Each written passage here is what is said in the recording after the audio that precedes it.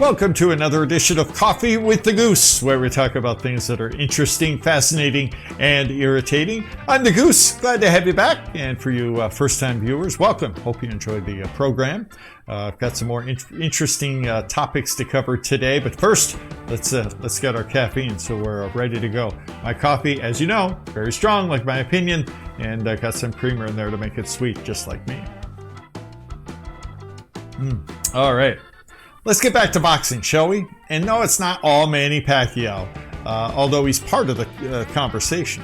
We're going to do kind of a two-show series on who is the best welterweight on the planet. And already, I know you guys have your opinions. And most of you folks, you're very well-read. You've done your research, so I respect that. In a few days, we'll do the grand finale, where I will show you a chart showing you all the categories, all the fighters, and how I reached my decision on who I believe is the best welterweight in the world. But for this show, we'll kind of set you up for it, let you know what I think are the most important categories, okay? And who are the best welterweights to begin with.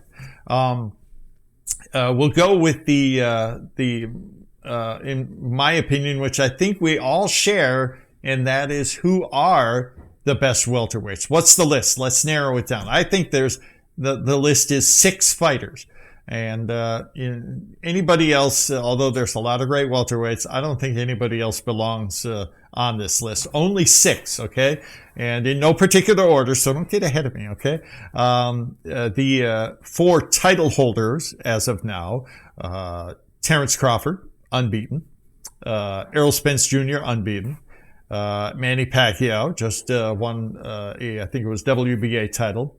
Sean Porter and the other 2, I think we could all agree, belong on this list, and that's Keith Thurman and Danny Garcia. Okay, so what categories should we use to determine our rankings? Well, first of all, their record, okay? All these guys have great records, very admirable. 2, as I mentioned, undefeated. That's Terrence Crawford and Errol Spence Jr. The other 3 of the remaining 6 have only 2 or fewer losses, and that's Sean Porter, who's lost twice, Keith Thurman, who's only lost once. That was that Pacquiao fight just recently, and Danny Garcia, who's only lost twice. And of course, Pacquiao has lost 7 times, but don't let that number fool you. And I'm not going to get into, he was robbed or corruption, although we could talk about that another day. Of those 7 losses, 3 of those were avenged twice.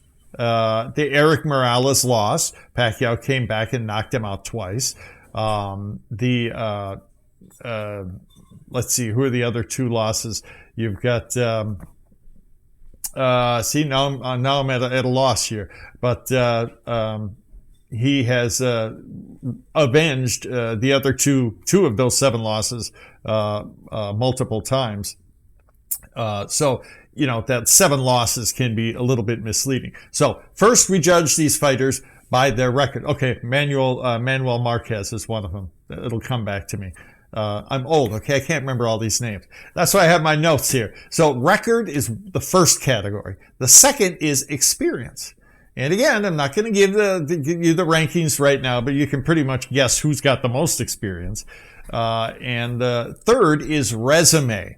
So if I have won 40 matches, okay, that may not be that impressive.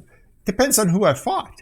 A guy like Pacquiao, he's fought everybody, and many Hall of Famers. So I think we could agree his resume easily beats everybody else's, but that's as far as I'm going with that. The other 2, quickness and power. A great fighter has one or both of those categories in their favor, and the other is just as important as the other 5 categories, and that's guts or toughness. How do you bounce back from adversity? You get knocked down, you're going to get back up, you're going to fight again. That's just as important as the other categories. So this is going to be interesting. Have not reached my final decision yet, but I've got a pretty good idea of how most of these fighters rank in some of these categories. It's fascinating. Oh, and one more thing. This is another category which we cannot ignore.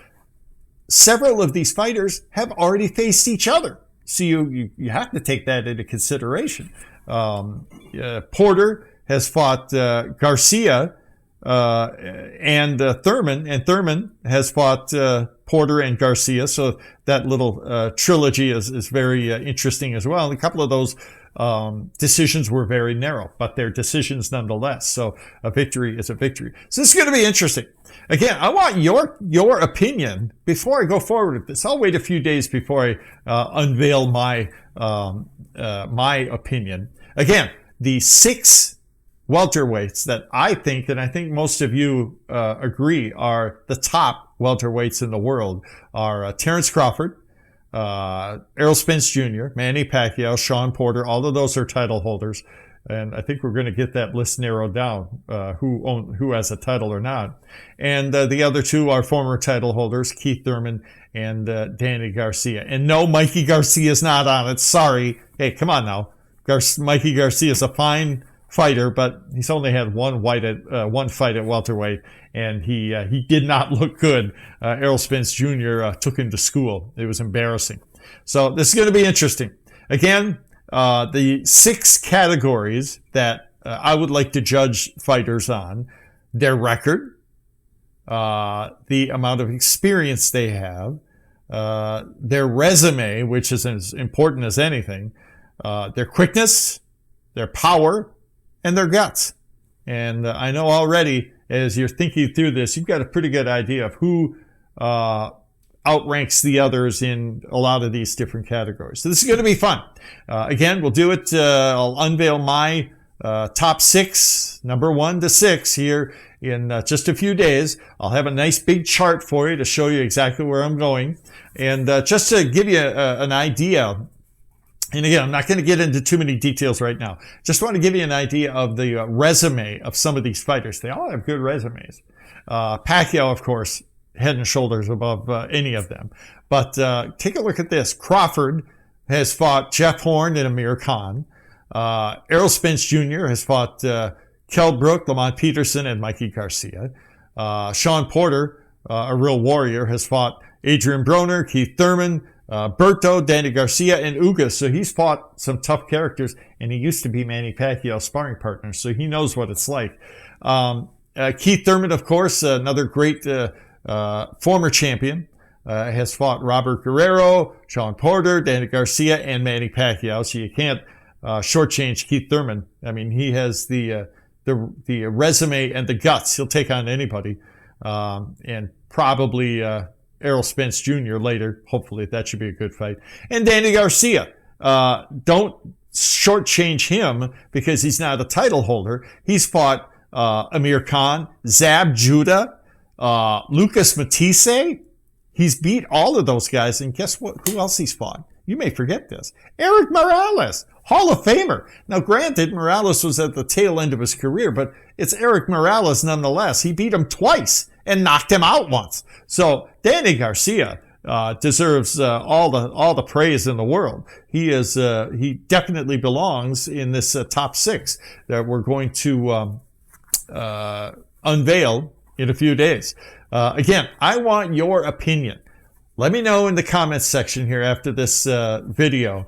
Let me know who, first of all, if you think these are the top 6, and maybe you think somebody else belongs in the list as well. Tell me what you think. I'd love to hear what you have to say. Their record, experience, the resume, quickness, power, and guts. Those are 3 things that are entirely opinion based. Granted, but with for instance, power, it's not opinion based with my list. I went specifically by their record and how many knockouts they have. Who they knocked out is not entering into this category for me. That's who I list for power. So, no, Manny Pacquiao is not at the top of that list, even though I think he's just as dangerous as anybody. Percentage-wise, he hasn't knocked out as many guys as these others. So, anyhow, this is going to be fun. I want your opinion. Let me know what you think. And then in a few days, we're going to have my grand finale. The top 6 welterweights in the world. We'll rank them on who I think is the best. And again, the names are very familiar. We'll go with Manny Pacquiao, of course, Terrence Crawford, Errol Spence Jr., Sean Porter, Keith Thurman, and Danny Garcia. This will be fun. I'm interested to know what you guys have to think. And stick with me. We'll give you the final opinion here in just a few days. That's it for this edition of Coffee with the Goose. Thank you so much for tuning in. Many, many thanks to you folks for subscribing. Again, the list goes higher and higher. I think we're over 36,000. I'm amazed and very grateful. And look us up on Facebook too. Take care.